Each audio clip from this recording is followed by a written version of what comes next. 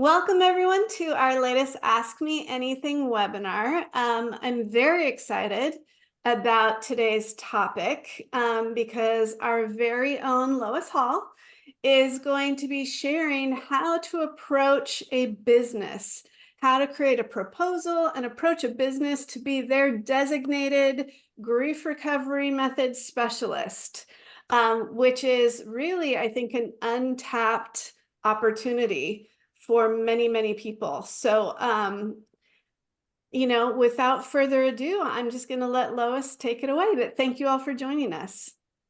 Good. Thank you, Susan. So it's really a little more perhaps than just businesses. This could be approaching a church. It could be approaching a school for helping children with loss, approaching a nonprofit. So that's the way I kind of think about it for this evening. And I was telling Susan earlier, it's really hard for me to talk and take notes at the same time. So I don't know if any of you have ever noticed, but we take notes, and on the recording things, there are notes associated with that. So I'm going to encourage you to have something to write with and something to write upon if you'd like to take your own notes tonight. All right. So here we go. So I call this pitching a proposal, right? It's a pitch. You're making a pitch to somebody to do something. And so the first thing I wanted to just talk about a little bit is the difference between grants and proposals, just in case you kind of don't have a background or knowledge of that. A grant is something typically where the grantor, the funder, puts out a request for proposals or a call for proposals, and they know what they want to do. They know what they want to do. They know what they want to get. And so they put out a request for proposals, and then you respond to that.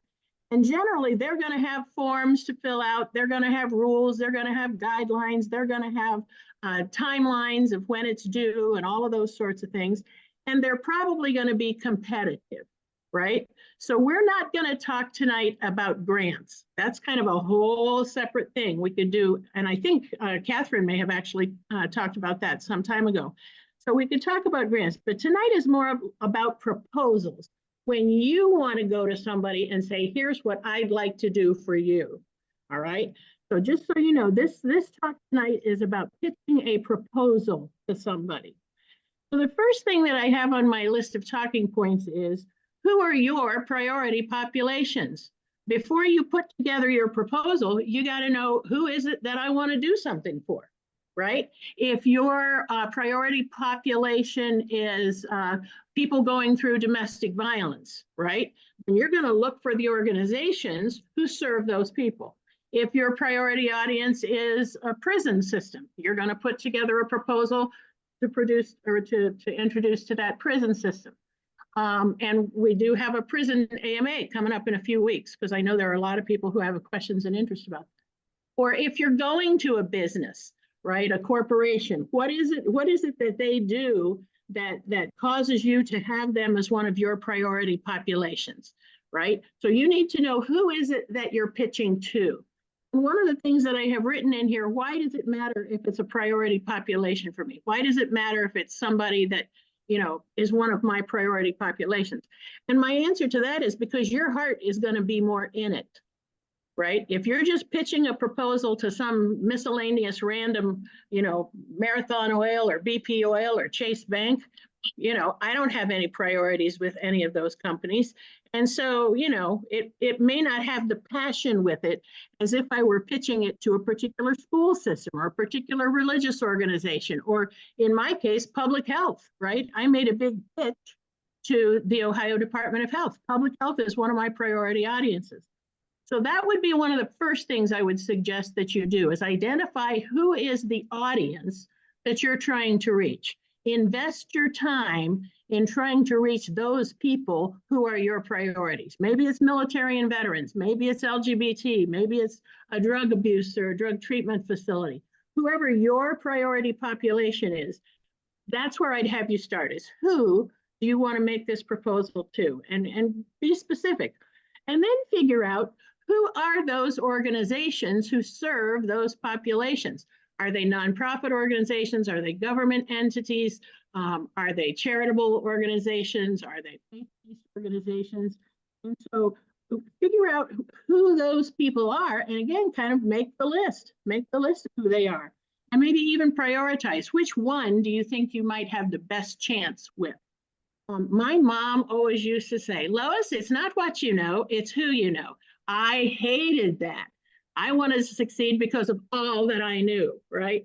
Well, you know what it comes down to 68 years later? It's who you know. It's who you know.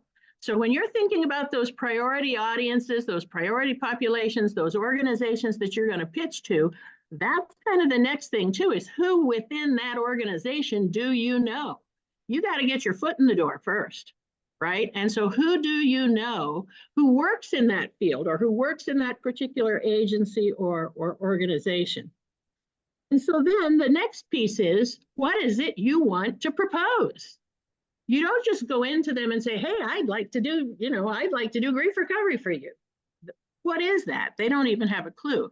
So you should have an idea. What is it that you're pitching? What is it you do? I mean, if we were a vendor of services or a vendor of marketing of products, we would know I sell thumbtacks or I sell rubber bands or I sell yachts and limousines, right? We would know what it is we're selling.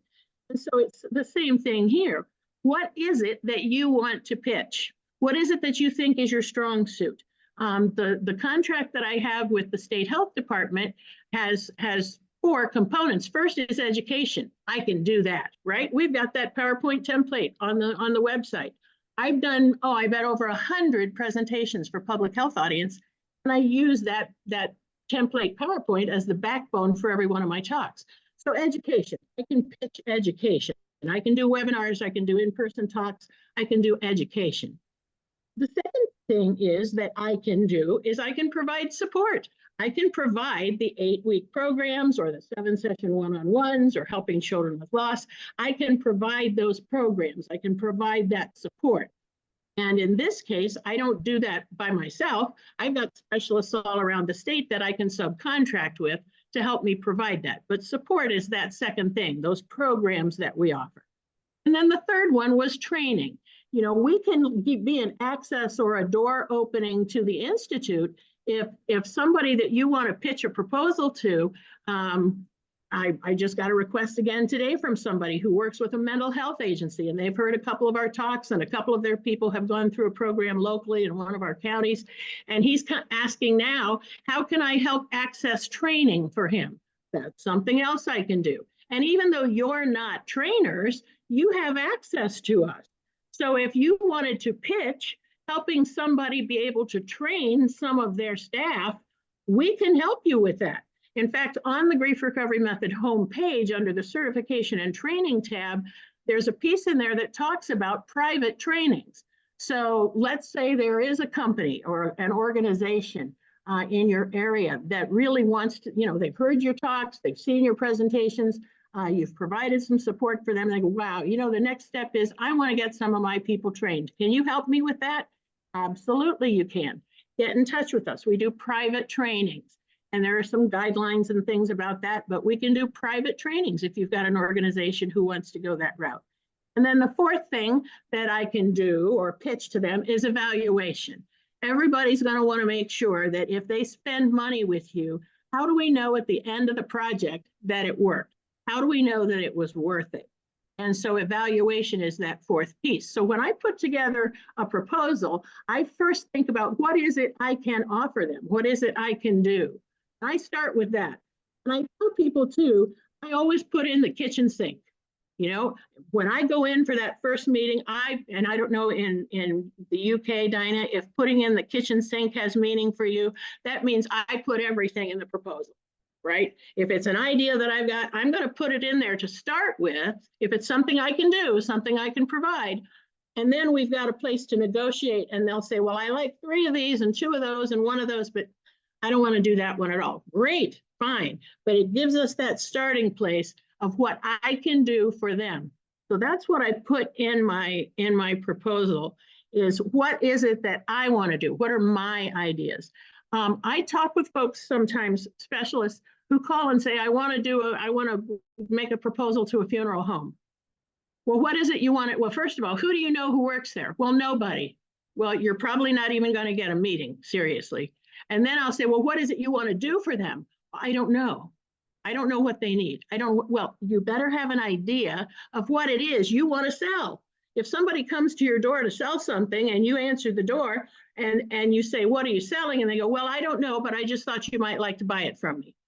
You wouldn't do that, would you? Thank you, Ethel Ann, for laughing. You wouldn't do that. It's the same thing here. If you're going to go to somebody's door to sell them something, have an idea what it is you want to sell, right? Have an idea what it is. It sounds so simple. But seriously, I have talked to specialists who said, well, I don't know, but I just thought funeral homes would be a good place to approach. All right. Next, if you're taking notes, do your homework. Do your homework. You've got this list of organizations that you want to pitch your proposal to. They're your priority populations. You've looked and you've seen, who do I know in these organizations? Here's what I can do for them. The next thing is do your homework, right? Check their websites. Look at their websites. Do they already have something similar to what you're providing? I have tried to pitch a proposal to a particular large hospice organization here in Columbus. And the first time I didn't follow these pieces of information, I just kind of made a cold call. I don't know anybody there, right? Oh, we already do that. Well, of course they do. They're a hospice organization. They're a big one. We already do that. Well, do you do the grief recovery method? No, we've got our own stuff. Had I looked at their website, right, I probably wouldn't even have pitched something to them, because you're right. They've got a whole laundry list of grief programs that they do. And so, you know, they probably would never talk to me anyway because they already do it. So check their websites, look around on their websites. What do they already offer? How could what we have to provide fill some gaps or cracks? For example, maybe they do grief, whoever it is. I'm not talking about that hospice anymore, but whoever it is you're pitching to, maybe they have grief programs, but do they have a Helping Children with Loss program? Do they have a pet loss specific program? Right? So even if they check their website, see what they offer, and what can you pitch to them that might fill in some gaps and cracks. The other thing that I tell people is when they tell me, oh, we already do that, I'll say, yes, but you know, you don't have the grief recovery method or any of our programs on your list. You know, if we went to a buffet, we probably wouldn't eat the same items, right? Maybe some people are doing your program, but maybe they'd like to try this one too. Right? And so you can always add something to your buffet of services. They may or may not bite at that. The other thing I tell them is McDonald's always adds a new item now and then, right? The McRib is back, or the with Rich Day Flurry will be back here in a couple of days probably. And so can we add something to your menu, or can we put another item in there just so people have a choice?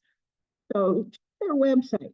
Another thing you want to look at on their website, if they'll have it there, is what is their fiscal period? What is their budget period, right?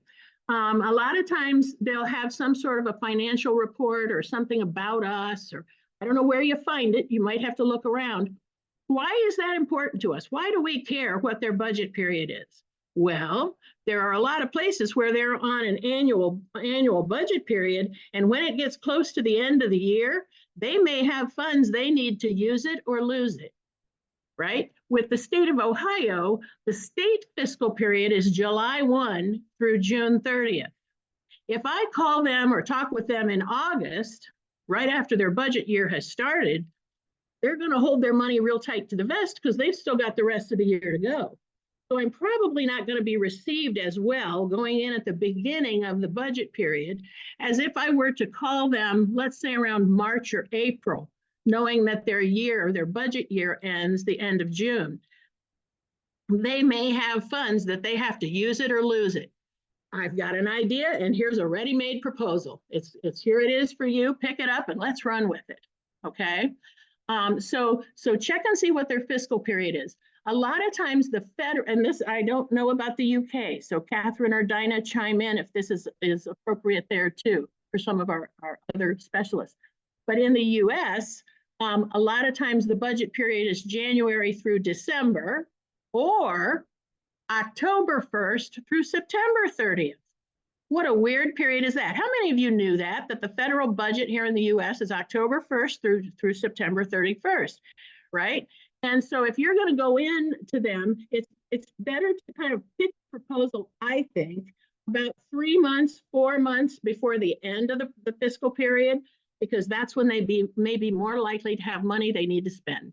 And you'll be doing them a favor because you've got this proposal already put together or can be put together to help them spend those dollars. Because a lot of times too, it's use it or lose it. If they don't use that money, they lose it. And then in my experience, when you apply for funding again the next year, not us, but them, when they apply for funding from whoever their funder is, they say, well, you didn't spend all we gave you last year, so we're going to give you less.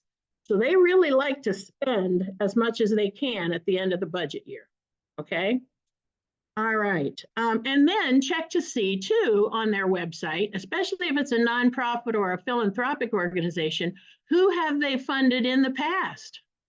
Who have they funded in the past? What kinds of projects have they funded in the past? Have they funded any other behavioral health, mental health, emotional health? Have they funded trauma-informed care programs, right? Because if they have, I always tell people trauma and grief, two sides of the same coin. If they have funded trauma-informed care programs, then when I pitch or propose to them, I'm going to talk about how wonderful. I'm so glad you've done trauma-informed care. What have you done for grief-informed care? Well, what's that, right? Because trauma is what happens, grief is what lingers. If they don't also do some grief-informed care, that's what's going to come back to bite people in the butt years later with panic attacks and PTSD and bedwetting if it's a child, right? And so that might be another way to pitch it, is look at what they've funded before and how does what you're offering add to or supplement or complement that. Okay, know who they've funded before. Do they fund nonprofits? Do they fund individuals? Do they only fund LLCs? I know that if I just applied for something, especially with a government, but perhaps even for some of the larger nonprofits, if I just sent them a proposal or a pitch as Lois Hall, who's that, right? And so that's why I formed an LLC, because it gives me a little bit more structure. And again, you don't have to. I'm not telling you that you have to have a formal business. Again, it kind of goes back to who do you know and what is it you want to pitch, right? So, yeah. So who else have they funded? What kinds of organizations have they funded? And what dollar amounts have they funded? Because you don't want to come in asking for, $400,000 if all of their projects are down around the $10 or $12 or $15,000 range. You want to kind of know what range should I come in to be in the right ballpark with the groups that they have funded before. So do your homework. Those are all the kinds of things I would say in do your homework. Next talking point that I have here says get a meeting. Just get a meeting, and you don't have to have your pitch or your proposal yet, but kind of have an idea at least of what it is you're selling. All right. Again, if somebody comes to the door and they don't know what they're selling, I'm not really going to talk to them. So get a meeting, their place. And again, these are people you know. These are not cold calls. These are people you know. So hopefully you've already talked with them about what you do with grief recovery, helping children, pet loss. So get a meeting, their place, your place, or for me, it's a Panera, right? Get a meeting, go for a cup of coffee. It's just a casual meeting. I went to a Panera this morning, my local Panera. I pulled up, the parking lot was empty. I thought, well, that's odd. And I get closer and the lights are out. Well, that's odd. I go there. I go there a lot. That's where I have a lot of meetings. They've relocated. I didn't know that. So I had to quickly call up the people I was meeting with and say, hey, let's go across the street. Anyway, they were there last week.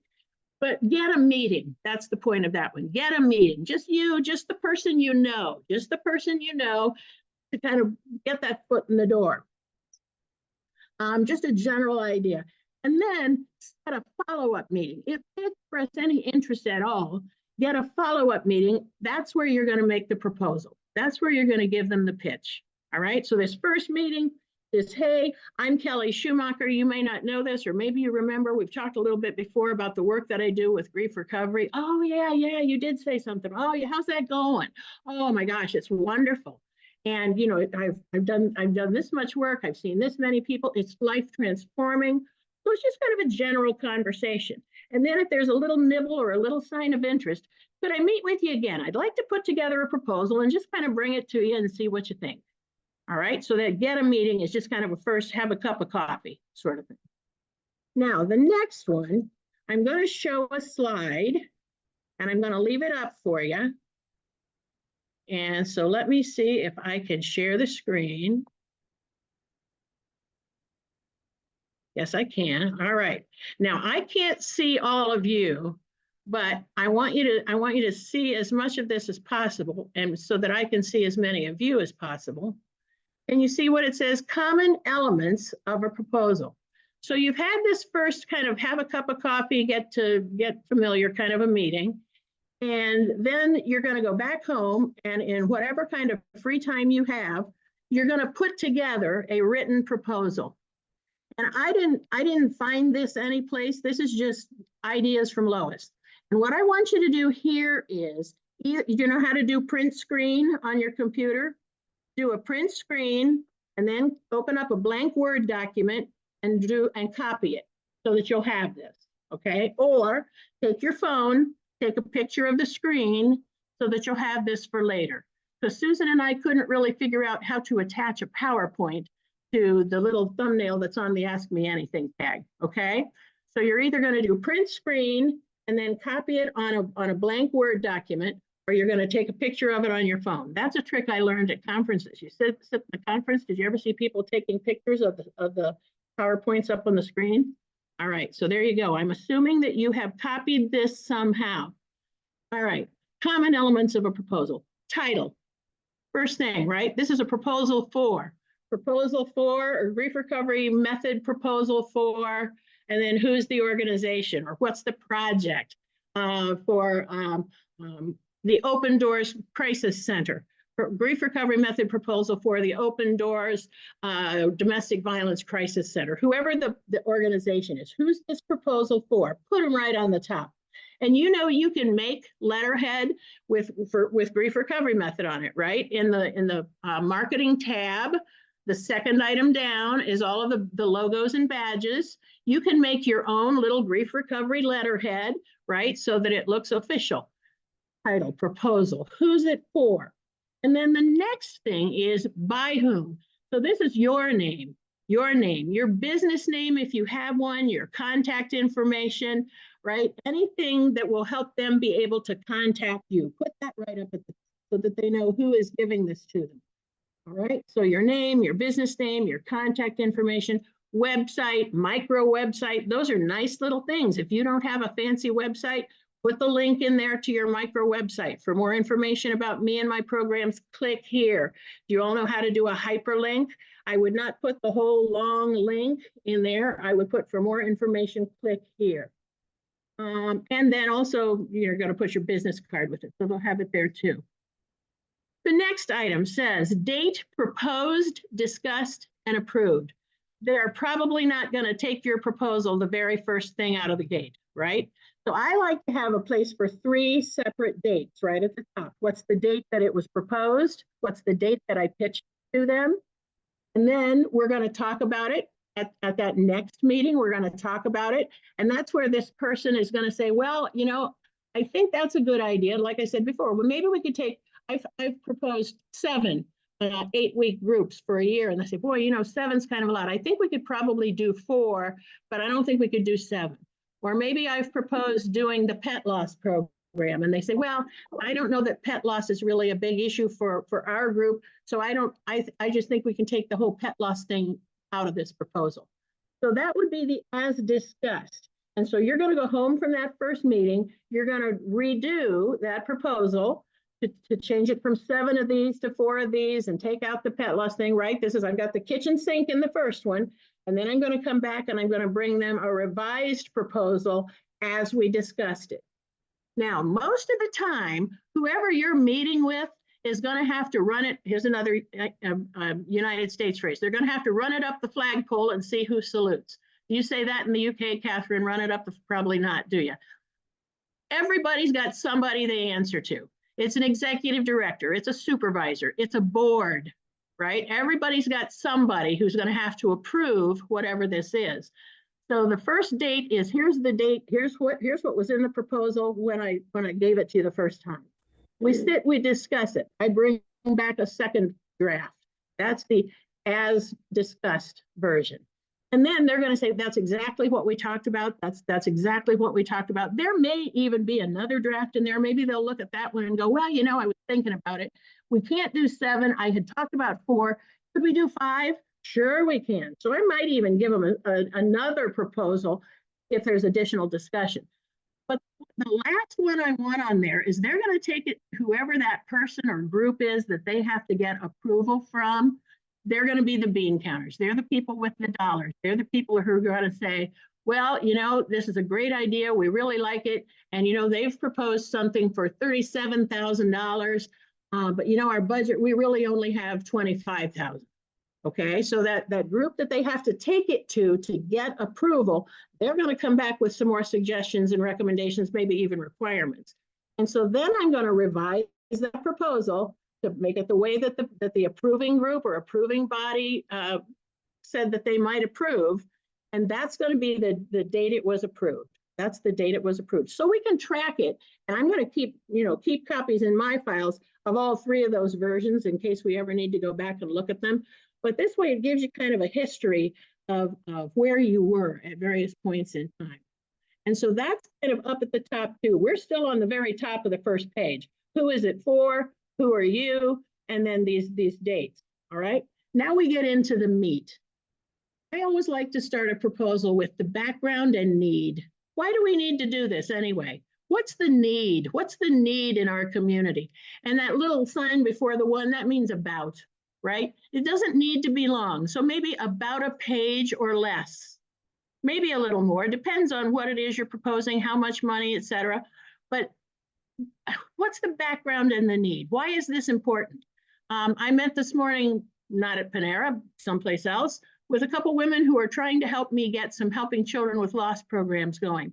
We talked about what are the current suicide rates among high schoolers. And fortunately, well, not so fortunate, the data were terrible, but a really reputable organization just did a talking sheet, a data snapshot, they call it, of increases in suicide, mental health concerns among boys and girls, high school age.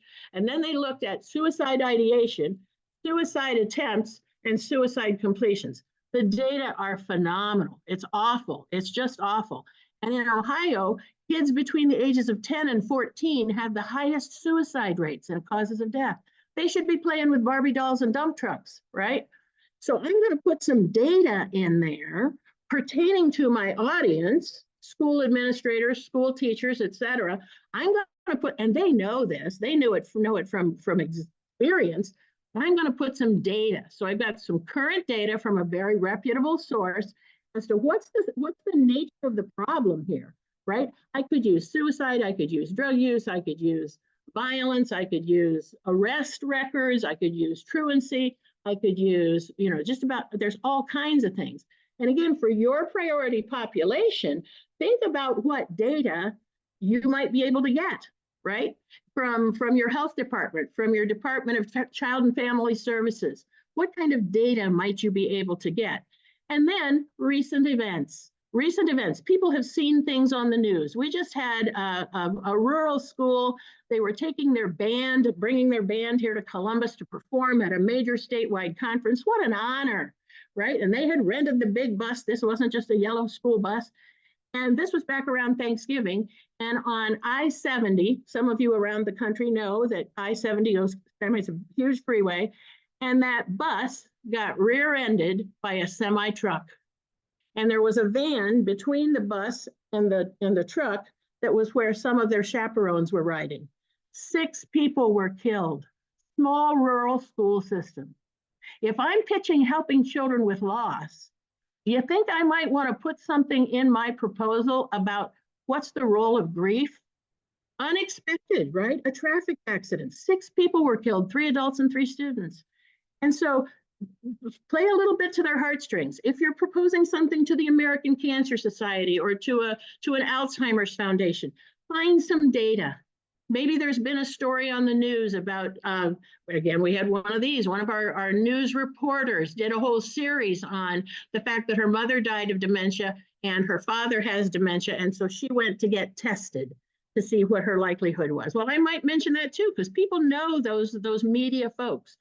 So some data, some recent events, background and need. Why is this important? Maybe you're talking to the Cancer Society. How many cancer cases do you have in your county or in your community? Okay, so get some data. What's the background and need? You do your homework.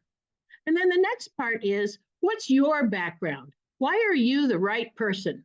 Why are you the right person to do this? And again, I've got here maybe a page or less. This, you're not going to put in your resume or your CV. It's just kind of a page or less. Who are you? What's kind of your academic background, if that's pertinent? But more or less, what's your role in your experience with the grief recovery method? You know, what brought you to the training? I was trained in such and such a year. I provided this many programs. Maybe you want to put in there too, who else have you worked with or partnered with? Have you been asked to do talks or seminars? Have you done, Catherine's got a big one coming up in the UK. She's going to be doing a table at an exhibition, a conference, right? So put some information in here. Where have you been? What have you done? What's your track record? What's your experience, right? And again, it's not a lot. We're not doing your whole resume or anything, but just a little bit that will show them why you're the right person for this proposal. You may want to, again, refer to your microsite if you've got some testimonials on there, or your bio is there, or it shows programs that you have available.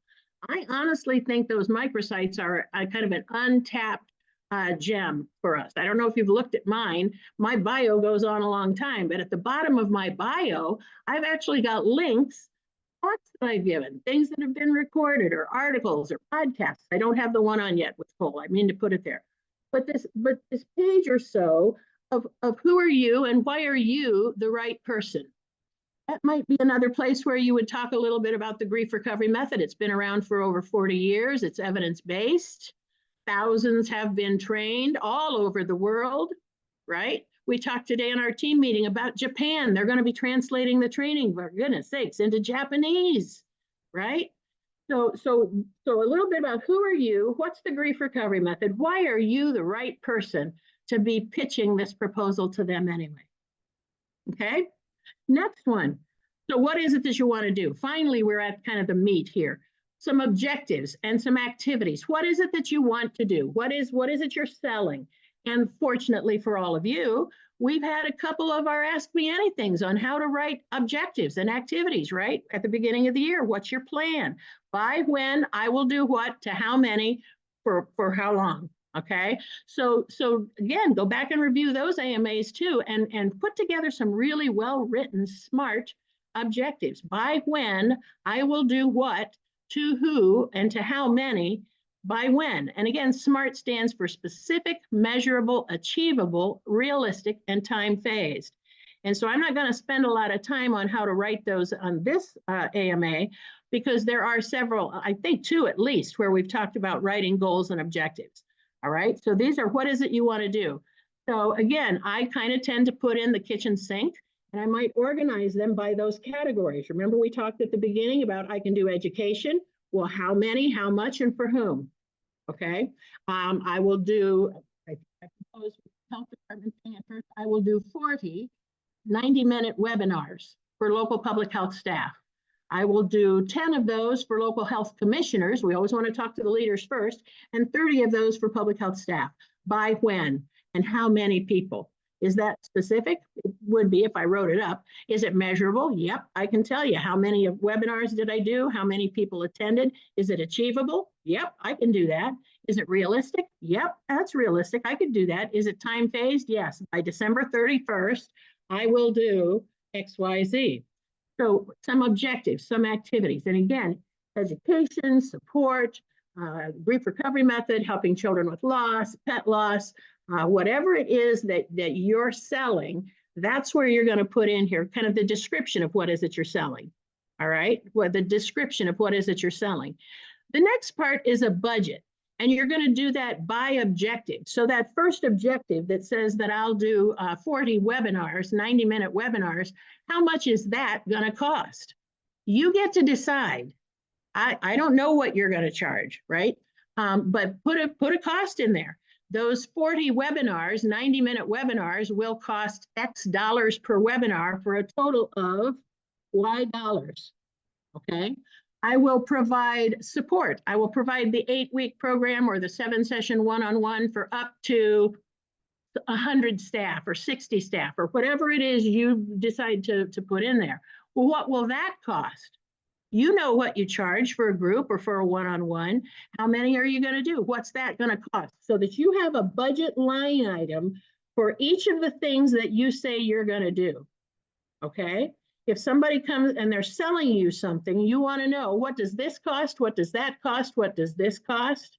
You're not going to just write them a check for a big blank number. You want to know, what am I buying here? And that's what's going to help the person who has to pitch it to their supervisor, their boss, their board. That's going to help them pitch it. And that's what those approval people are going to look at to say, well, they've got a $37,000 proposal here, but we've only got 25 in the budget. And so that's what they're going to look at to say, well, we could do 7 of these and not, we could do 4 of these, not 7. Or maybe I proposed 40 webinars and they say, well, gosh, that's a big ticket item in the total budget. So let's say we'll do 30 webinars instead of 40. Great. We're talking, right? We're talking, but they have to have something to look at. Be as detailed as possible with your budget. And then don't forget, put something in there for supplies. If you're going to do a group, how many books are you going to need? Right? How many books are you going to need? You're going to have to buy things like, if you're doing it in person, you're going to have to buy things like tissue. Maybe you want to put in there your annual renewal fee for your Zoom Pro platform if you're going to be doing this online. Put in your supply costs. Travel if you're working in person. I talked to somebody the other day from Brigham Young University. They have 2 campuses. He's going to write a proposal similar to mine. And I said, well, how far is Provo from Salt Lake City? Don't forget to put your travel in there. What's the going mileage rate? Put some travel in there, some time. And then administrative costs, right? This grant that I have, or this contract, with the Ohio Department of Health, I spend time also, writing emails back and forth to people and doing budget reports and doing monthly, quarterly reports. And just so you know, and because it's being recorded, and if Cole ever watches it, I do my grief recovery work from about 11 in the morning until 7 at night. My mornings are spent on this kind of stuff here in Ohio, okay? So I've got some administrative time in there. If I wasn't doing this Ohio work, I could be adding more hours in my grief recovery work, right? But so I put in some administrative costs at whatever hourly rate you might want to charge. So anyway, the budget, by objective, and then don't forget to put in things like supplies and travel and administrative costs. That's another thing you might ask your contact too, is do they have a limit on their administrative costs? I remember when I worked at the Ohio Department of Health, I think it was administrative costs could be no more than 7% of the total proposal. So I don't want to come in with, 30% of my budget being an administrative cost. Likewise, what's the travel reimbursement? It's different everywhere. There's a federal rate, but here in Ohio, the state has a different travel rate than the federal government. So you might have to do some of that homework too. Putting together the budget. And then evaluation. How are you going to know that you made a difference? How are you going to know that you made a difference? Well, if you've got your objectives written in that SMART format, it's easy.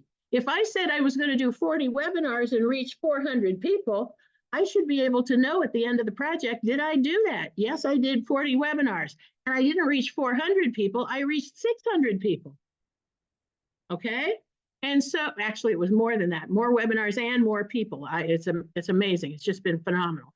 But how will you know that you made a difference? What are your objectives? Did I meet those? Yes or no? And then you might even want to include something like surveys, participant surveys. We have the one for people who go through the program with us. And if you're doing some specific work, we may be able to tease out if a specific time period perhaps, but I would not count on our satisfaction survey giving you all of the evaluation data that you're going to need. Okay, because it's just all kind of lumped in there. And so you may want something more specific to this project. Maybe you want to do interviews with some of the participants, or maybe you want to create your own survey for them. And that's something else you can charge for. Maybe you want to work with some statistician or a university or a student who's taking statistics. Great project for somebody who's taking a statistics class to help do some survey methodology for you. And so think about, how will you evaluate it? How will you know when the project is over that you have done a good job? And probably there will be not just one report at the end of the project, but maybe it's monthly reports or quarterly reports. Be sure you get those done. Document, keep track of what happened. What did you do? I've got a Word document, ongoing Word document with my health department proposal. What did I do each day? How many people attended? I keep my budget updated with what I've spent each day, so that if they call at any minute, I've got something I can tell them, because you never know when they have to go back to the board and say, hey, that contract we have, we've got a little more money left. Could we expend that or extend that contract, or could we put a little more? You betcha. Well, what have they done? Let me show you. So evaluation, keep up with what you've done. I don't know if any of you saw it, but I think it was one of the newsletters we did. Mike Strick, God bless him, he actually kept track during 2023 of all of the accomplishments that we made. It was amazing. I mean, we just sit there and do the work and do the work and do the work, but golly, when we look back at Mike's list, well, that was pretty good for a bunch of rogue little people working for the Grief Recovery Institute. Our staff meeting today, Susan, I sent him a note. I said, are you keeping track for 2024 also? Because we've got some things we're proposing. He said, yes, I am. Thank you. Keep track of what you're doing so that you'll have information to put in those monthly or quarterly or annual reports.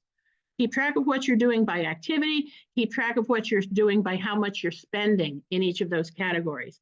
And also find out from them, hey, I'm not spending as much in this category as I thought I would. Can I move some of that money over here into this education category? Remember where I was going to do 40 webinars and reach 400 people? Wow. Can I move some of this unused support money into the education category? Absolutely, because they'd rather have you spend it than give it back. So evaluation, really important, really important. And again, perhaps not a strong suit for some of you or all of you. It's not really one of mine either. But again, it's probably also not a huge strong suit for a lot of the people we're going to be pitching a proposal to.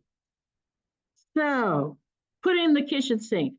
Have something specific. Maybe you only want to focus on one or two things. That's okay too. And then another thing that I have written here too is, do you need help? For example, for me, in that support category, I said that I would provide the 8-week program or the 7-session one-on-ones to people who are in public health anywhere in the state. I'm not going to do that. I don't have time to do that. But what I did was I subcontracted with other grief recovery method specialists in Cleveland and Findlay and Lima and Dayton and Zanesville. And boy, do you think they love that. You know how hard it is to get clients in some places? Well, here's Lois sending them a referral. I've got a group in Bowling Green, Ohio, who'd like to do an 8-week proposal. Bernadette, can you do that? Sure, she can. And I can pay her, right? So think about, can you do this all by yourself, or will you need help?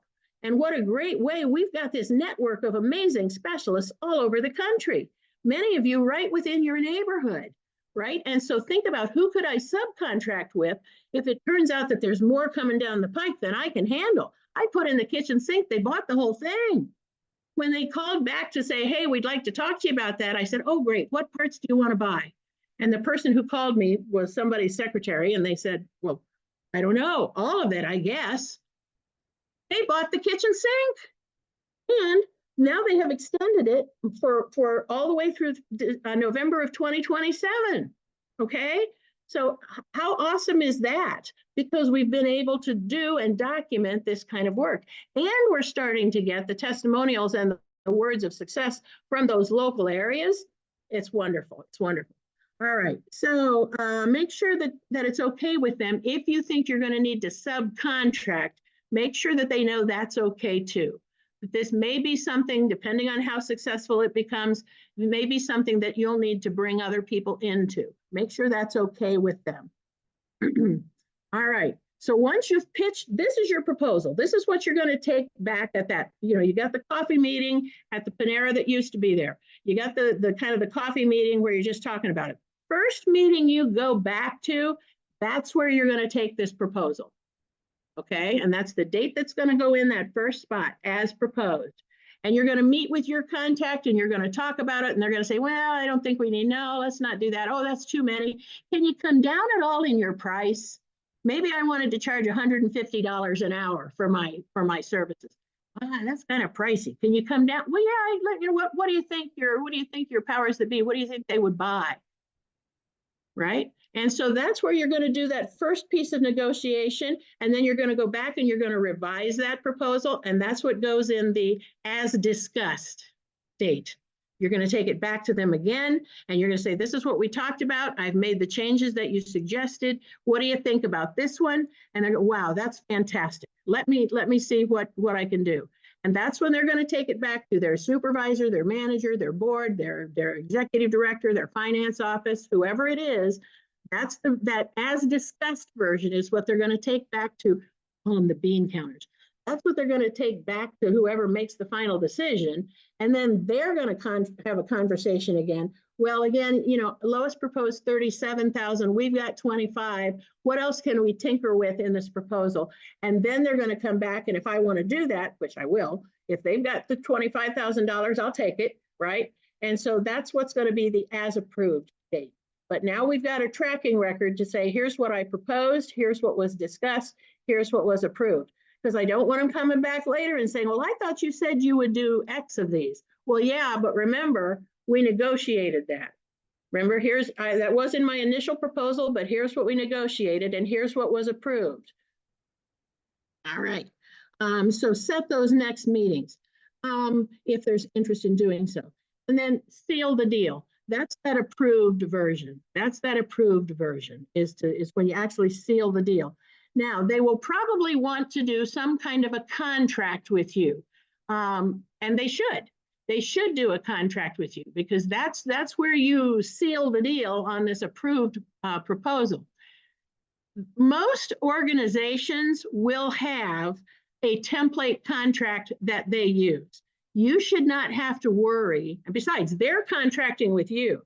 And so they will probably then, after they've approved this, what you've negotiated, they will probably then give you a contract to read, and they're going to cut and paste those objectives and the budget that you gave them. You're doing their work for them, a lot of it. They're going to cut and paste those pieces into the contract, and then they're going to give that to you to read, and it's going to have a bunch of stuff that you won't even know about or care about. Are you a drug-free workplace? Do you have diversity and inclusion things going on?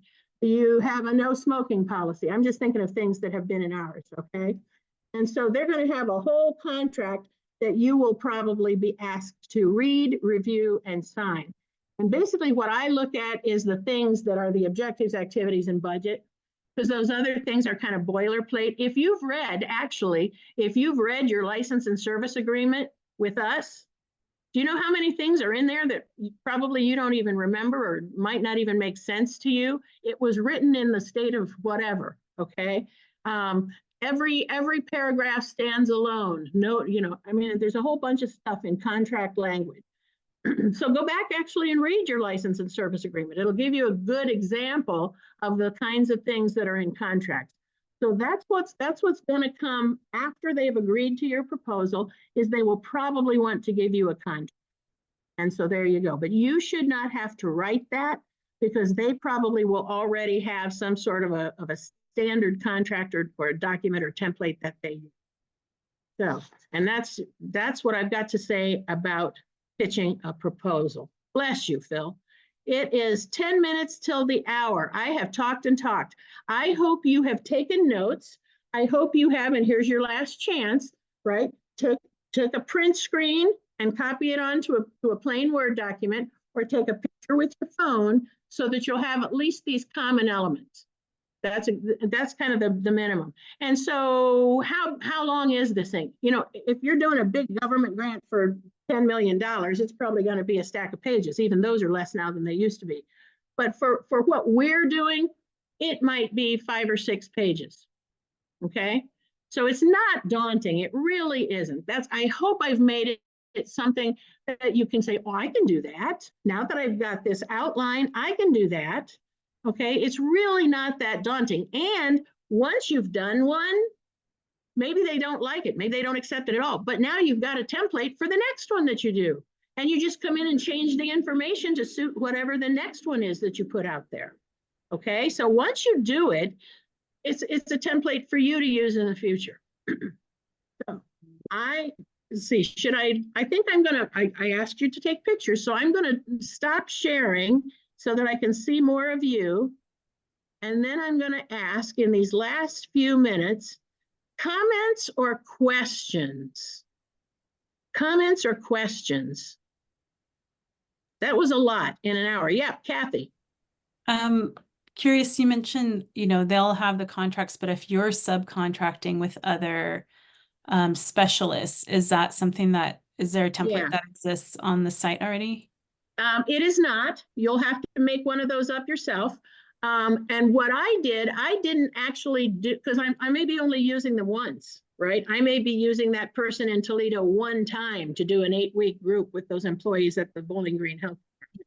So I just put that in an email. Here's what I need you to do. Here's what I'm offering to pay you, right? And then is that acceptable to you? And you're going to need, depending on how much it is, if you're going to pay them more than $600, I think is the amount, you're going to need to get their social security number and report that on taxes, right? Because they have made that amount. So you might need to check with your accountant on that too. Some of the people, I only paid them to do a one-on-one, and so they didn't get to the $600 limit. But I'll put those kinds of things in an email, and then I'll say, if this is agreeable to you, please let me know and provide this information. I need your social security number. I need your address. I need, whatever it is. I don't think I needed their birthday. I had one more actually too. Just when you're doing your first proposal, is that something that we can reach out to one of you all to say like, hey, can you take a look at this just to see if all ducks are in a row? I can't speak for Susan or Catherine, but I love to talk with you about proposals, right? That's what I did when I worked for the state. I was the grant writer. I would be delighted, but don't come to me with this. I think I want to talk to a funeral home. You might even have a sample proposal that we can go over. I would love that. It saves so much time rather than, well, what is it you want to do, Kathy? Who's your priority population? Who do you know? Right? So yeah, my gosh, I love to talk with you about those things because you know what's going to happen in the end? You're going to reach more people and you're going to get paid. Okay. And just to answer that, Kathy, I would steer you towards Lois because she's really the expert at this to make sure it's excellent. If you're in the UK, however, I would steer you towards Catherine because as we all know, things change. Are different. Country to country and whatnot. Yeah. Good question. Marie, you have your hand raised. Yeah, thank you. I can see how this would be very important for a $75,000 kind of a project. Do you recommend it for something that would be on a much smaller scale? Like just absolutely one funeral home, say? Absolutely. So this was another one where we were successful. There was a church in a local community, and they wanted to start doing the grief recovery method through their church. Right. And they didn't have the money to pay for it. So they wanted to apply for a mini grant through the local ADAMS board. It's Alcohol, Drug, and Mental Health Board. I don't know if you all have those or not, but they wanted to apply for a mini grant. So we wrote a proposal for $5,000, right? Which they could then submit to the Alcohol, Drug, and Mental Health Board. And they got that funded so that and again, I helped the church write the proposal so that they got the money because they're the ones who were going to do it and they were going to pay the specialist. But yeah, even for smaller amounts, depending on, where you're going to get the money.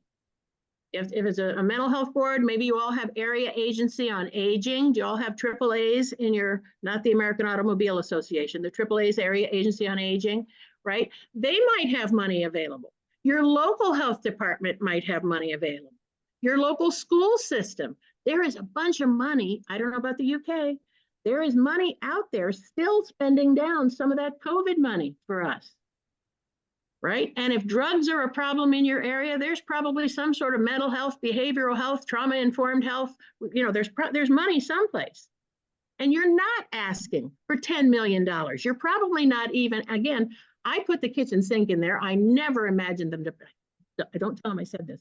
I never imagined they would buy the whole thing. So the first contract was $112,000, right? Well, but even if it had been $12,000, they probably would have still needed a contract, and I would still put together a proposal, because how do we know what it is I'm going to do? What am I selling? What does it cost? And how will I know if it made a difference? So yeah, even for small amounts, I would do that. And again, you know, the other thing, and thanks Marie for the great question too, because it makes me realize too, it makes us look more professional, doesn't it? I'm just coming in to have a cup of coffee. I'm bringing you a product. I'm coming to your front door saying, here's what I'm selling, here's what it'll cost you, and here's how you're going to know it made a difference. I'd buy that from you if you were that prepared, or at least I'd buy part of it. Okay. Great questions. Other questions, comments. Has anybody submitted a proposal? Has anybody submitted one? Have you been successful? Have you got ideas? Did this give you some ideas of where to go, who to ask, what to ask for? All right. Comments, questions? Susan? Phenomenal job. Andy, you have your question, your hand Hi, up. I had to step away, so I don't know if this was a question already asked, but I would love like more examples of like evaluation, that part that shows like specifically like what are they getting out of it? Like, you know, what are they able to do now that they couldn't do before? Right, right. So even within the satisfaction survey that we do, have any of you ever looked at that or read through it? There are some great pieces in there about I learned helpful tools, or the teaching methods were appropriate, or gosh, I just looked at one today. And then there are also questions. Was the facilitator empathetic? Did the facilitator explain things? Well, that's great information to put in that background piece about who are you and why should they hire you. So that's some evaluation data kind of in general that we can provide for you. You have to have at least 6 surveys that are completed in the system before I can do that. But I can send you a lovely color handout that you could, I mean, if you want to do handouts, you know, that you can have some of that information too. So that's one piece, right? Or you could write your own survey. I don't know if any of you have done Survey Monkey or something like that. They're really pretty easy. I think there's actually one in Google Tools. Susan, you may know more about that than me. Catherine does, I know for sure, and Dinah may as well. And what's it called, Dinah, in Google Docs or Google Forms, or what's that called? It's easy to do a survey there. It's Google Forms. Google Forms, and you can put in the questions, and it produces the reports. You don't even need to know how to do it. It just produces it for you with, you know, pie charts or bar charts or what percentage said this or did that. So you may want to make up your own survey, right? You could do that too, just for your particular audience and population. For the first part of this contract, I worked with Kent State University. They're the college that did the evidence-based research. And they did a survey in Qualtrics, which we sent out to all of those people who attended any of our webinars. So maybe you've got a university partner, or you've got somebody nearby that you could work with. Maybe it would be a great project for a student. Get a master's student in business or finance or public health or sociology or, you know, counseling. Get a student to help you with some of that evaluation stuff. Great resume builder for them too. Does that help, Andy? And your testimonials, right? And I know, I apologize. Our ability to get your testimonials on your microsites is not great, but you can always ask your participants, would you just give me a comment? Tell me what's different. Tell me what's changed. What did you learn? And then you can put a couple of those comments in your in your evaluation as well. Or newspaper articles. I've got several newspaper articles from those local public health people that we trained and comments from their participants that I can then put in my report to the Ohio Department of Health, right? So be creative. Thank you, my friend. That was a phenomenal presentation. Thank you. And I hope that you all feel really inspired to kind of go outside the box a little bit and start brainstorming and thinking of who you know and who you're passionate about, who you want to reach, right? And if you all know of anybody in your local public health departments, I know at the Ohio conference that we did last year, Joe Mazzola offered to speak to any, public health commissioners in other parts of the country. So that's an incredible in right there. But I think what Lois said about, it's going to be much easier and more effective if you're starting with someone that you have a personal connection to, and going from there. But just wanted to mention that as well. Thank you, my friend. Just appreciate you and your incredible example so much. So if you have questions, and we ran out of time, 2 weeks from tonight will be our monthly question and answer session. So please marinate on all the good stuff that you learned today and bring those questions in 2 weeks. And just thank you for all the incredible work that you're doing. We love you. We believe in you so much. And we know that, you're just doing so much to help a hurting world. So thank you for your hearts to do that. We will see you soon. Bye-bye. Bye, guys. Thanks.